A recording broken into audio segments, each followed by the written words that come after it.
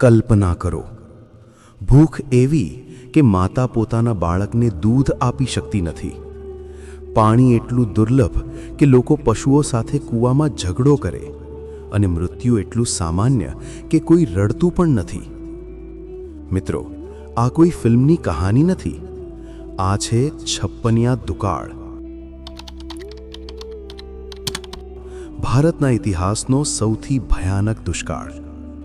આજે આપણે જાણીશું છપ્પનિયા દુકાળ શું હતો, કેમ આવ્યો, કેટલા લોકો મર્યા, ગુજરાત પર તેની કેવી અસર પડી અને આપણે આમાંથી શું શીખી શકીએ.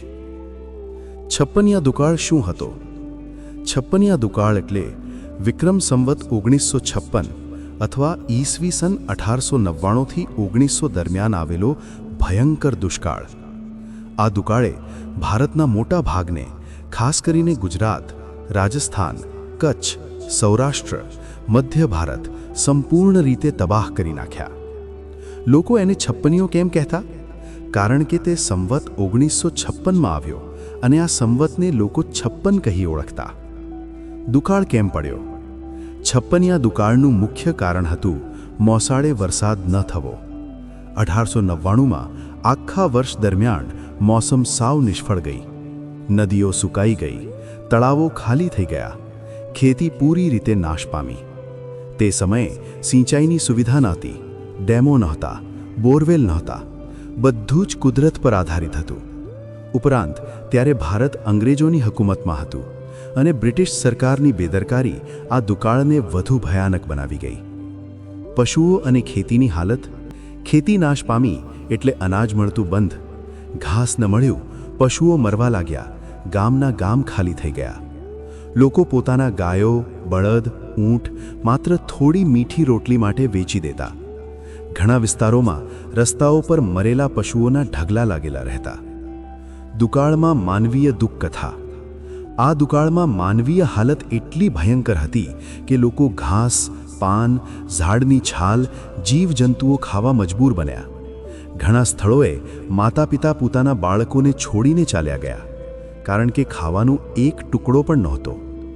રોગચાળો ફાટી નીકળ્યો, કોલેરા, મલેરિયા, પ્લેગ. લાશોને દફનાવવા પણ લોકો બાકી નહોતા. ગુજરાત પર છપ્પનિયા દુકાળની અસર. ગુજરાતમાં ખાસ કરીને કચ્છ, સૌરાષ્ટ્ર, બનાસકાંઠા, પાટણ, મહેસાણા વિસ્તારો સૌથી વધુ અસરગ્રસ્ત રહ્યા. ઘણા ગામો સંપૂર્ણ ખાલી થઈ ગયા. લોકો રાજસ્થાન, મધ્યપ્રદેશ અથવા શહેરો તરફ પદયાત્રા કરીને ગયા. કેટલાક વિસ્તારોમાં વસ્તીનો અડધો ભાગ મરી ગયો. દુકાળમાં મૃત્યુઆંક. ઇતિહાસકારોના અંદાજ પ્રમાણે છપ્પનિયા દુકાળમાં 1 કરોડથી વધુ લોકો મરણ પામ્યા. આ માત્ર આંકડો નથી, આ એક આખી પેઢીનો વિનાશ હતો. આ દુકાળ ભારતના ઇતિહાસનો સૌથી ઘાતક દુષ્કાળ માનવામાં આવે છે. આ દુકાળમાં અંગ્રેજ સરકારની ભૂમિકા. બ્રિટિશ સરકાર કર વસૂલતી રહી, અનાજની નિકાસ કરતી રહી, જ્યારે લોકો ભૂખે મરતા હતા. રાહત કામ ખૂબ ઓછા અને અપૂરતા હતા. આ દુકાળે અંગ્રેજ શાસનની નિષ્ઠુરતા દુનિયા સામે ખુલ્લી કરી. દુકાળમાંથી છપ્પનિયા દુકાળની શીખ. આ દુકાળ આપણને શીખવે છે કે પાણીનું સંરક્ષણ કેટલું મહત્વનું છે. વરસાદ પર સંપૂર્ણ નિર્ભરતા ખતરનાક છે. સંકટ સમયે સરકારની જવાબદારી કેટલી જરૂરી છે. આજના ડેમ, કેનાલ, સિંચાઈ યોજનાઓ આવી આપત્તિ ફરી ન આવે એ માટે છે.